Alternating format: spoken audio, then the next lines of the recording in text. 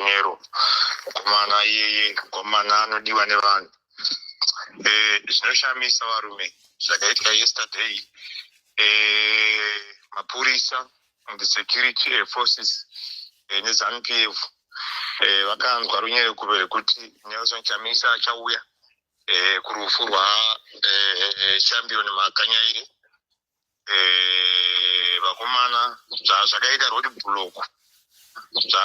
road block pachipatara pamagunje zvinoshodesa chaiko kuita road block kune munhu akauraya munhu pfuti nepfuti kuita maroad block amene vamwe vakabva mota kuzara secha vachiita sei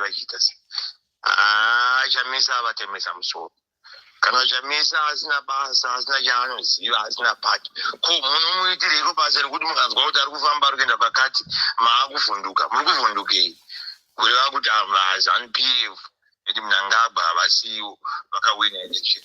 Nelson Chamisa is the one who won the election. So they are always in panic. They don't know what my citizens want to fungi.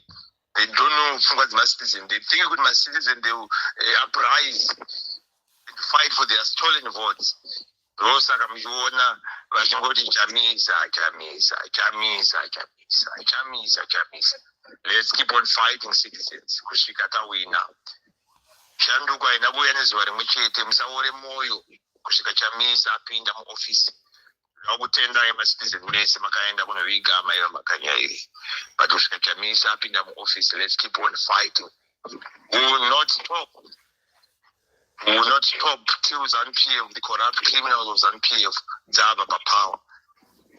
Nezuro takamuzwe chitatu zvakataridza zvika kuti Chamisa is in power. Chamisa akabata nyika. Chamisa ndiye ane mapower. Chamisa ndiye anodiwa nevanhu.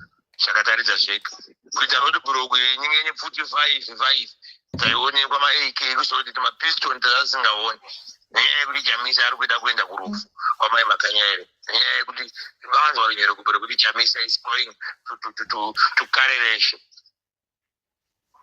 Zvakaoma macitizens, zvakaoma kutongwa nemhandu nevapanduku corrupt criminals, but let's keep on fighting.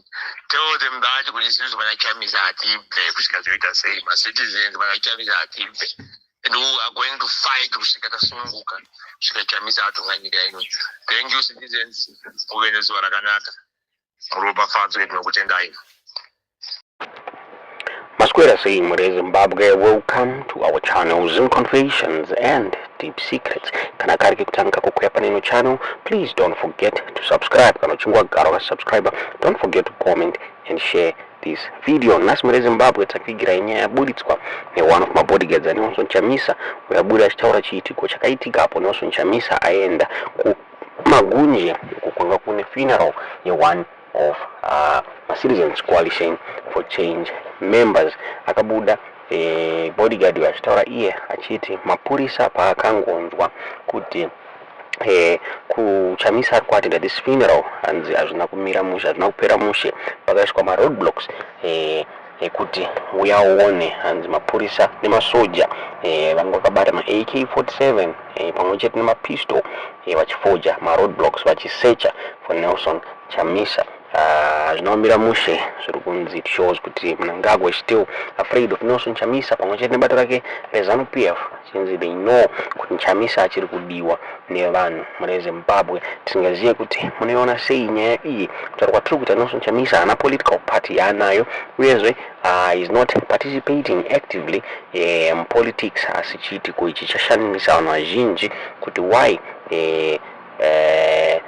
stock Chamisa kusvika panyaya kusvika panguva yakadai iye ari silent mure Zimbabwe. Zvikanzi it shows kuti achiri kudiwa nevanhu, achiri mupower in ZANU-PF iri kuziva kuti he is still a threat. That's why vakafoja maroadblocks iwawo vachida kurambidza Chamisa kuti awanikwe achienda kufuneral iyi. Asi zvisinei zviri kunzi akazobudirira zvake kusvika kufuneral iyoyi mure Zimbabwe apo ainoviga one of my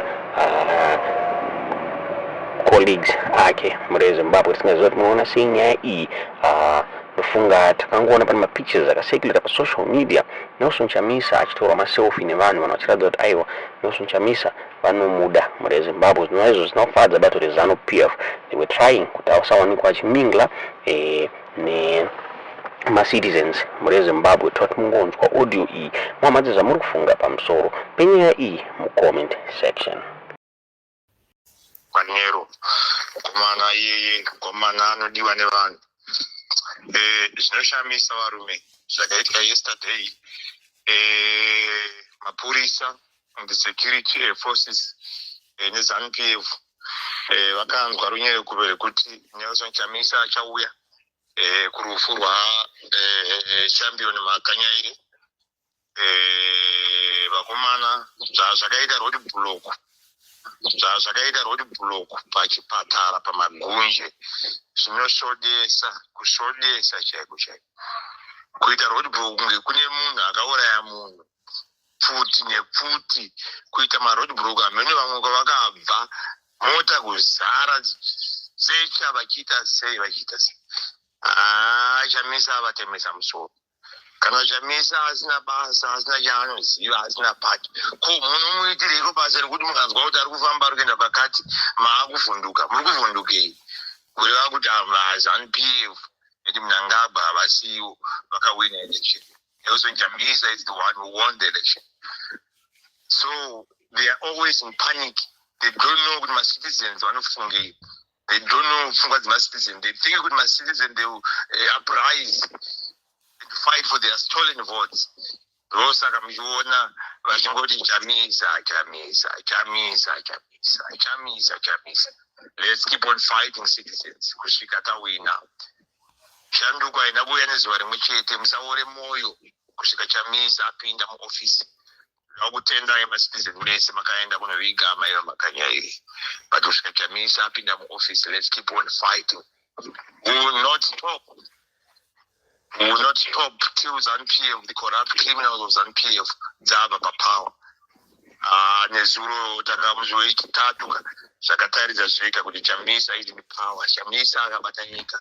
Chamisa ndiye ane mapower. Chamisa ndiye anodiwa nevanhu. Zvakataridza zvika. Kuita road block yenyenye 45 taionekwa ma-AK kusoti mapiston tasingaoni. Nenyaya yekuti Chamisa ari kuenda kurufu kwamai Makanyaire. Nenyaya yekuti vanzwa runyere kubere kuti Chamisa is going to carry election. Zvakaoma ma-citizens. Zvakaoma. Kutongwa nemhandu nevapanduku. Corrupt criminals, but let's keep on fighting. Tell them that when it's used by Chamisa atibve kusvika zoita sei. Ma-citizens by Chamisa atibve. And who are going to fight kusvika tasununguka kusvika Chamisa atonga nyika ino. Thank you, citizens. Muve nezuva rakanaka. Muropafadzo nokutendai.